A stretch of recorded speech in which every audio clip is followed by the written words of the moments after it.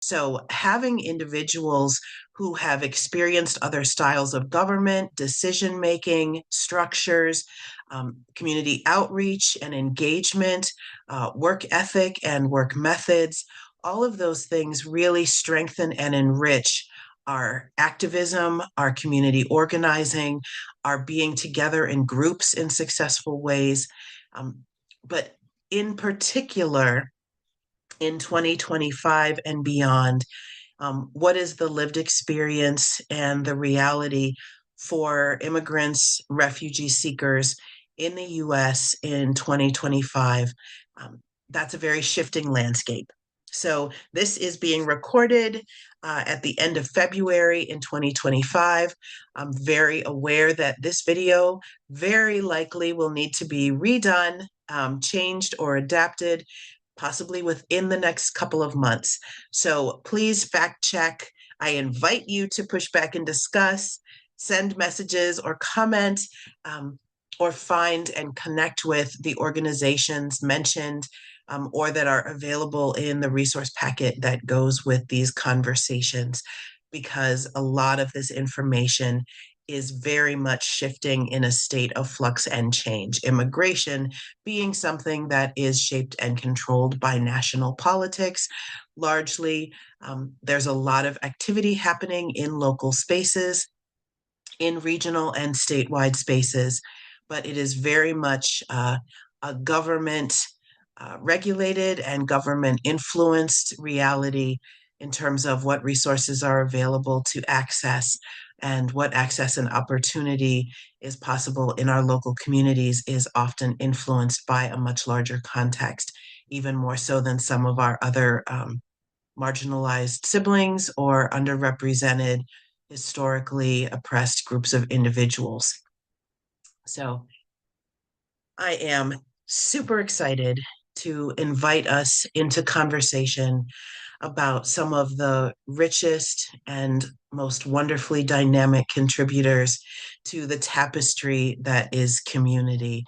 Um, but we're going to be frank and start off with naming what is happening in 2025 when it comes to how we accompany and support and provide allyship with our immigrant neighbors.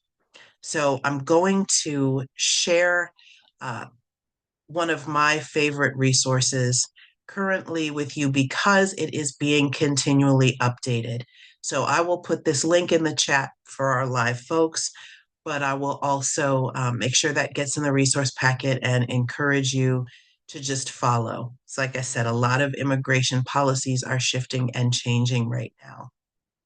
But this is worldrelief.org that provides support to immigrants, refugees, and newcomers. And they have gathered an advocacy blog collection of resources around national policies that those who accompany and support immigrants are invited to watch and pay attention to because it affects a lot of the fields of advocacy that we are engaged in. So, what are the key issues that immigrants involved in advocacy have said, hey, these are the big issues that we are watching right now, the things we're dealing with right now? The first one is the suspension of the refugee resettlement program. So there is currently in place an executive order that temporarily suspends the U.S. refugee resettlement program. So while a political action, a lot of our nonpartisan nonprofits are involved in providing food, shelter, clothing, furniture, transportation, access to community resources, and connection with medical care to refugees who are resettling. And refugees, it's very specific. These are different than immigrants in that an immigrant may be a refugee seeking a place of asylum, seeking a place of safety, fleeing war, persecution, or violence. Immigrants are simply individuals who are coming to another country perhaps because of seeking work, seeking connection with family.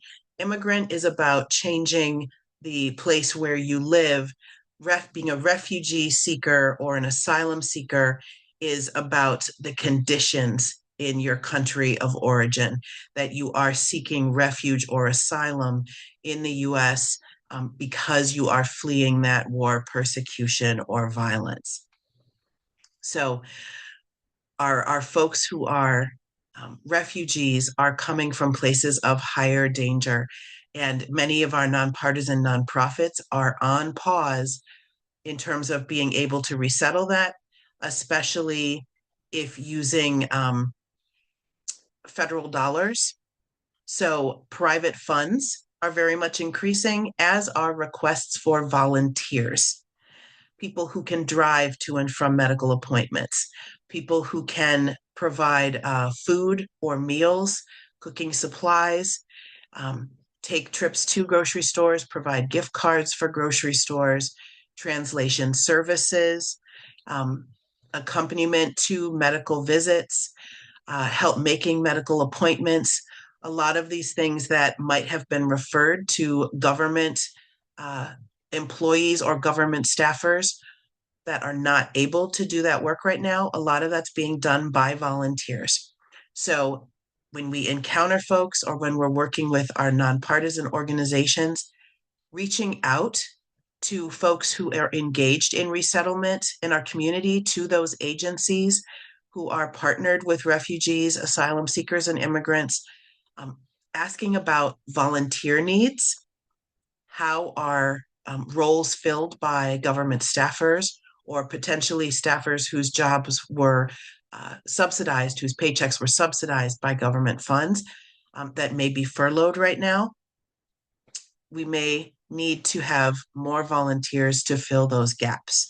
So that's an important way that we can accompany refugees in 2025.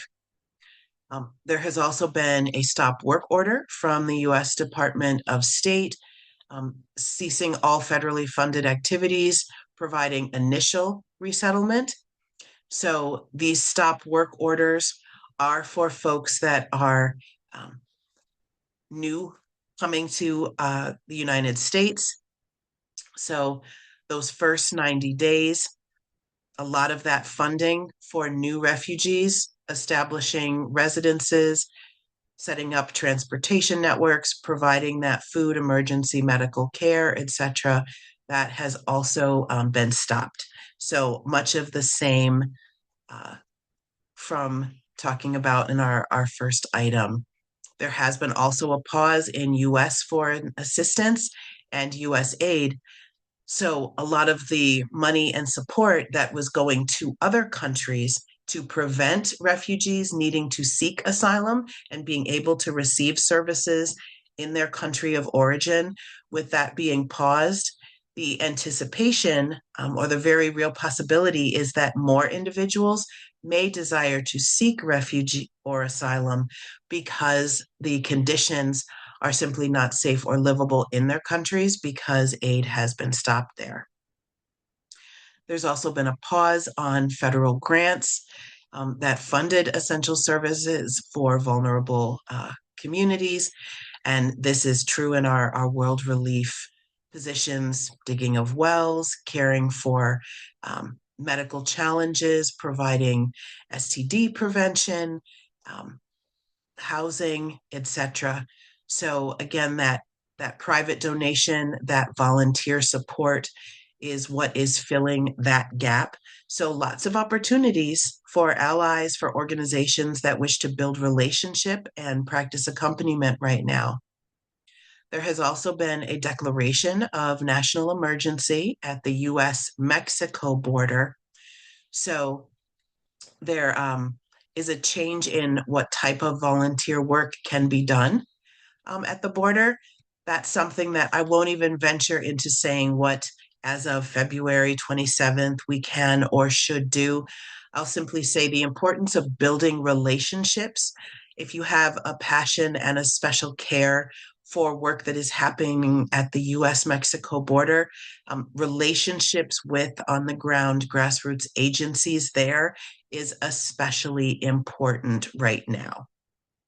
Um, we really need to be in relationship and close connection with those who are close to the situation and on the ground to find ways to offer authentic accompaniment and support, because the amount of time that it takes us to gather supplies, provide funds from fundraisers to organize mission trips and support trips, with the rapid change in what is or is not allowed because of the national emergency status, that kind of longer term planning is simply very difficult for us to organize right now.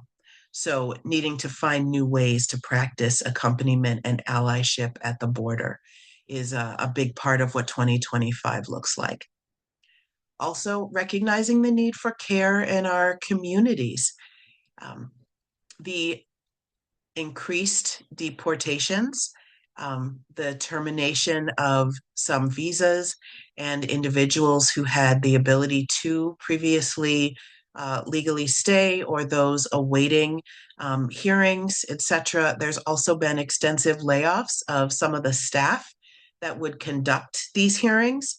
And so, working with some of the immigrants and refugees that have been part of the communities that I work with, they have shown up in the last couple weeks for their refugee hearings, and there was simply no one there.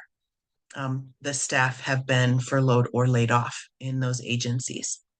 So recognizing that spiritual, psychological, mental health, just friendship, ministry of presence, accompaniment, check-ins, the fear around deportation, the way that it is affecting communities, neighborhoods, um, businesses or organizations with a significant number of immigrant participants or membership. Um, the destabilization right now is creating that fight, flight, freeze, fawn, trauma response, panic mode.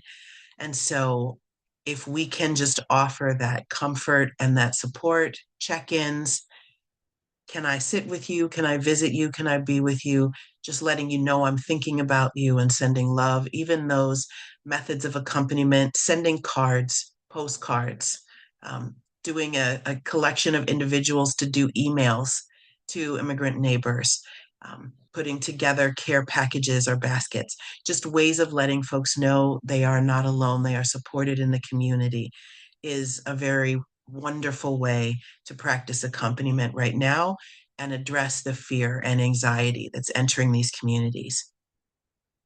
There is also working its way through the court system, the possibility of ending birthright citizenship.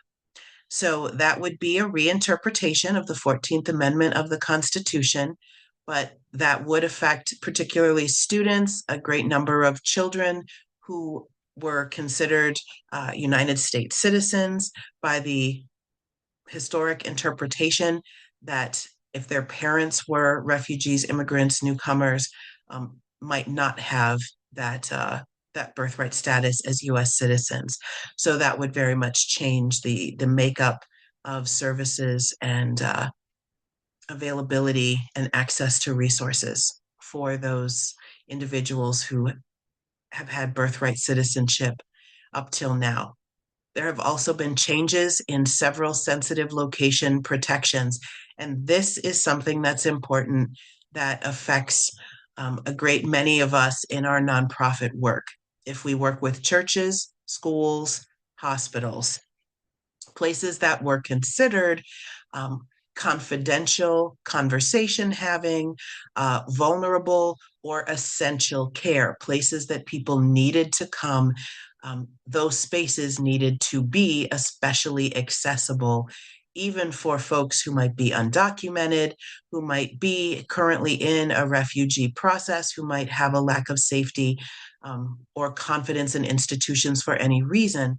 And immigration and customs enforcement, legal branches that might be involved in deportations, incarceration, or detainment of immigrants, refugees, would not enter without very specific reason those churches, schools, hospitals.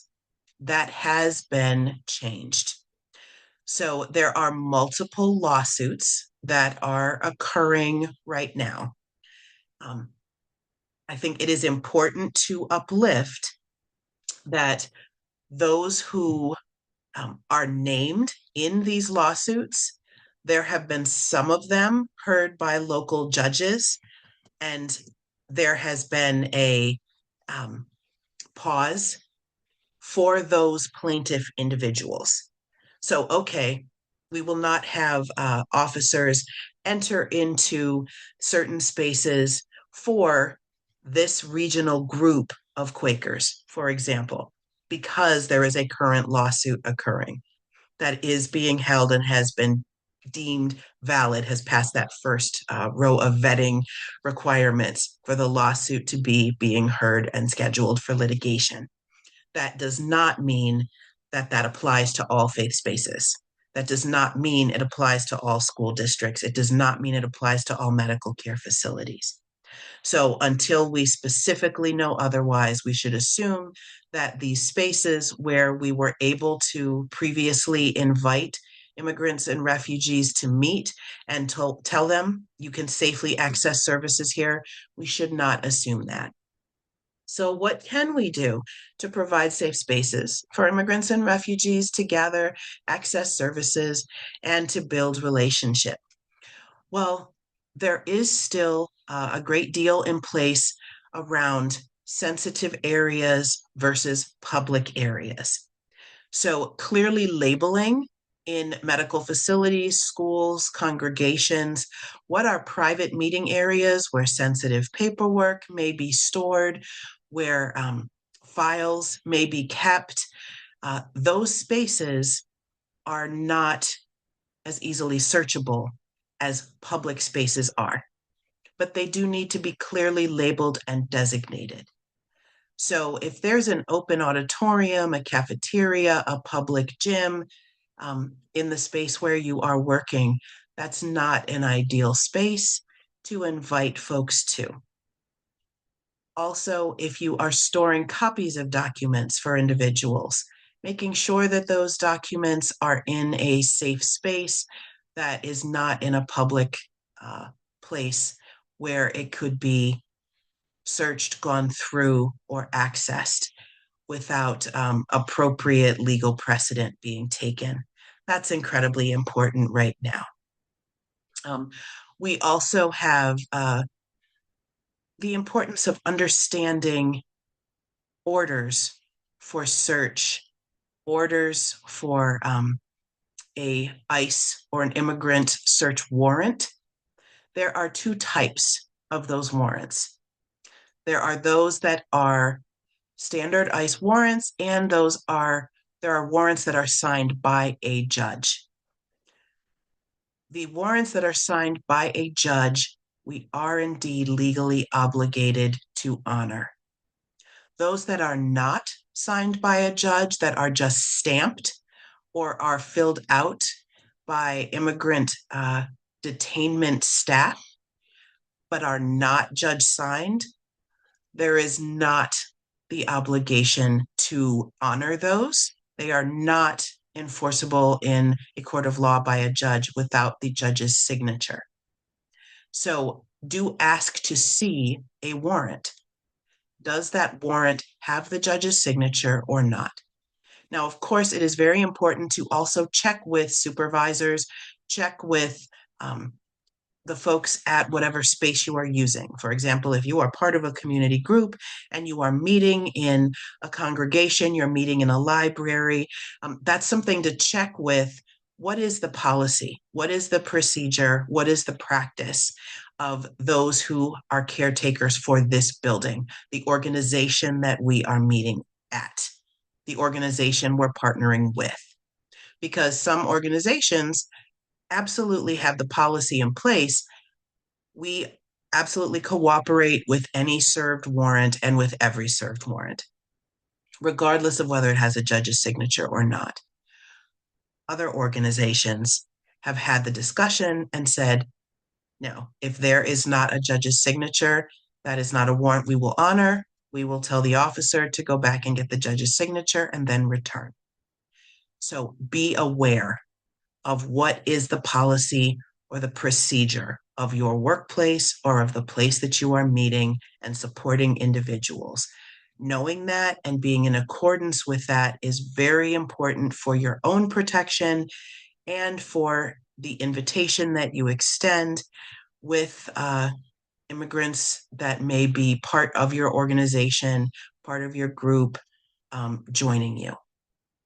So, what else may have changed? What rights do our immigrant siblings, coworkers, and partners have or not have? Well, in terms of legislation, in terms of voice and vote, ability to be part of decision making, I want to dispel some potential myths and questions that remain out there. Um, One is that immigrants cannot vote. That is not the case. 53% of immigrants, as of the end of 2024, are naturalized citizens. They are eligible to vote, right? Naturalized citizens are eligible to vote. They may vote in federal elections. They may apply for jobs that require US citizenship. They may apply for security clearances and passports and do have access to social services and benefits. So, clarifying the status of folks we're working with. Are they naturalized citizens who have lawful permanent residency, um, also known as green card holders, that have had that status for 5 years, been married to a US citizen for at least 3 years, or have served in the armed forces prior to their naturalization process? These individuals do have the rights of US born citizens, fully naturalized citizens. So if you have folks who question the ability to hire immigrants, partner with immigrants, have leadership that were born in another country, it's important to understand that there is not one reality for all asylum seekers, refugees, or people who were simply born in another country and are immigrants to the US. We have a very significant number of people born in other countries that are in the United States who are those naturalized citizens and do have not only the right, but also the invitation and the enthusiastic hope on behalf of most of the organizations and groups that we partner with as concerned and caring citizens to be part of the voting process, the legislation process, the community organizing process, the advocacy process, right? So we really want to encourage and support the participation of immigrants in this work. And when we have folks question, well, should there be voice? Should there be vote? Is this an individual that we can work with or encourage in a leadership role? Absolutely. Have the conversation and extend the invitation. There are ways to adapt where you are meeting, what you are doing, to have partnership in certain roles, but it's not about us without us. And we have a very rich, dynamic, diverse population of immigrant leaders in Pennsylvania and across the country doing incredible and dynamic work. So, my invitation, my ask, my beg, my request absolutely is to know your rights. Speak with and build relationships with the immigration legal centers, immigration supporting organizations, A lot of our local spaces, like YWCAs, might have an immigration resettlement staffer or office. A lot of our state representative offices have awareness of what the local and the regional laws, municipal laws may be, the policies and procedures of local school districts. There can be a lot of difference across Pennsylvania as a Commonwealth and across the country. But this is where those partnerships in organizing come in. We can continue to practice support and accompaniment and shared leadership with our immigrant neighbors and friends and partners. We just need to make very sure that we're doing so in ways that keep our organizations and also keep immigrant leaders safe.